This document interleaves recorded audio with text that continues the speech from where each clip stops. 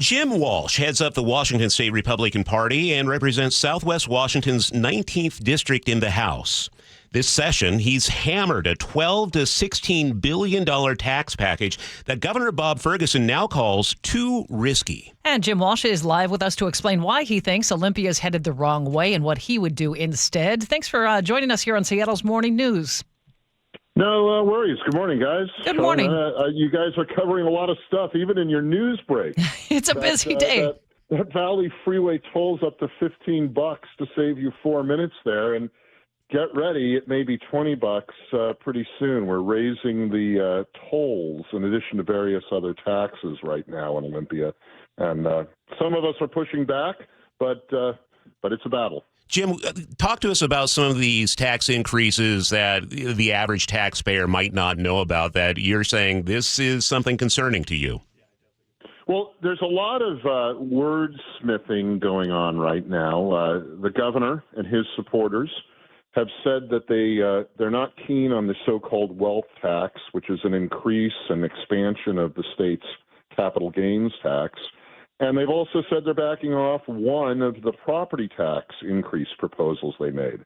And it's true, narrowly true, that they're backing off of those, but they are refiling them with slightly different mechanics, but basically the same idea. Proposals that will raise property taxes by raising the local portion of your property tax bill. Remember, it's made up of both local and state parts. And also, they're back to raising a so-called wealth tax. They're not calling it that right now, but another expansion of that capital gains tax that I think is an income tax, but the state Supreme Court has called an excise tax. So they're raising taxes on all fronts. And it is this $12 to $16 billion increase in taxes. They're raising the B&O tax on businesses, especially small businesses. They're raising sales tax. Your sales tax on gas and diesel is going to go up too, about 6 more cents a gallon. So it's a basket of tax increases, and I really believe it's not necessary. If we just hold our budgets at their current levels, we don't need these new taxes. We don't have to cut anything, guys. We don't have to cut anything. We just have to hold. The Democrats are saying if we don't raise taxes, popular programs and services are going to be cut. State workers may lose their jobs. How do you save those things without raising taxes? Well, those are false statements is how. We don't need to cut. Even the governor's proposed 6% cuts aren't necessary. What all of their rhetoric, and more importantly, their budgets and their tax plans assume is that we are going to raise state government spending from the current level, which is about $73 billion for a 2-year budget cycle. Remember, in Olympia, we work on 2-year budget cycles. Right now, the operating budget is just under $73 billion. Their proposal is to make it just about $80 billion for the upcoming 2 years and about $88 billion for the 2 years after that. We always have to plan 4 years in advance in Olympia with our budgets. And if we just hold at the $73 billion, we don't have to cut anything. Nobody loses their job. No benefits get cut. And we erase the projected deficit that they're talking about. And we don't have to raise any of these taxes. I mean, frankly, I'd like to cut taxes in this state, but we're not assuming that. We're just going to hold where we are. And we don't have to raise taxes. We don't have to cut benefits or programs. Jim Walsh is the chair of the Washington State Republican Party, chairman, excuse me, and he's also a state representative. Jim, give us an idea. How did we get here? $16 billion, whereas we had a surplus before. Yeah, it's that spending growth. When you're growing spending, it's just like a household budget or a business budget. When you're expanding your spending every year, or in our case, every 2 years, you count on expanding income. In our case, that's taxes. And if the taxes aren't growing as fast as your spending's growing, you create red ink. You create a shortfall. And for 20 years, the state's general economic growth has outpaced our spending in Olympia. And just in the last couple of years, our state's economic growth generally has slowed. Now, it's not in recession. It's just not growing as fast as it was before. And we've assumed in Olympia, or I should say the governor and his supporters have assumed, that rate of growth that we had 5 years ago, and we're slowing down. And so our general economy's growth is not keeping up with the Democrats' planned spending increases. That's where the shortfall comes. We have to adjust in Olympia to the reality of where the general economy is.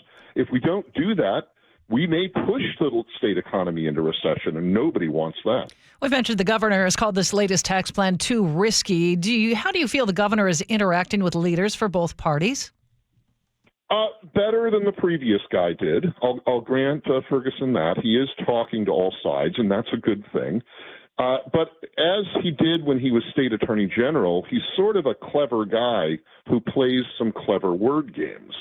He has said he won't sign the tax proposals that are currently on the table. Well, in our state, the governor doesn't have to sign a bill for it to become law. There is no pocket veto in Olympia. If the governor doesn't sign a bill, it becomes law in about 30 days without his signature.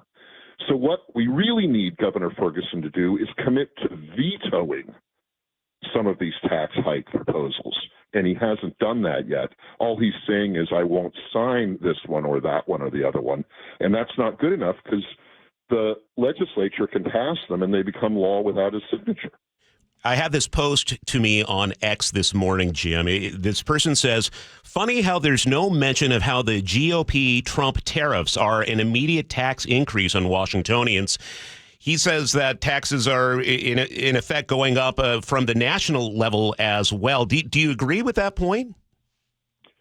Well, I don't know where this guy got his economics degree, but it must have been out of a cereal box. Look, nobody loves taxes. Nobody loves tariffs. But if you use tariffs surgically, they can be an effective tool for negotiating trade agreements, and that is what Trump is doing. You know, the key to using tariffs is you have to use them quickly or in a very focused way in terms of which industries are involved. And Trump is doing that. He's already achieved a lot of what he wanted to achieve by bringing trading partner nations to the table to renegotiate their tariffs against our stuff. And as long as he doesn't keep tariffs up forever, if he uses them quickly and then adjusts them as he gets better deals from other countries, they can be effective. And that, so far, is what he's doing. There's a lot of hysteria about these tariffs. Oh, it's like Smoot-Hawley during the Great Depression. No, it's not. He's being much more intelligent and much more surgical and precise about how he's using them. And I think so far he's getting most of the effects that he wanted. Jim Walsh, the chairman of the state Republican Party. Jim, you'll join us again, right? Oh, sure. There's so much going on in Olympia. And, I mean, we knock down as many bad proposals as we can, but we're like the proverbial ice hockey team when the other guys have the power play. We're shorthanded and doing the best we can, and we block a lot of shots, and occasionally we score a goal. State Republican Party Chairman Jim Walsh, thanks for your time today. Appreciate it. It's 7:24.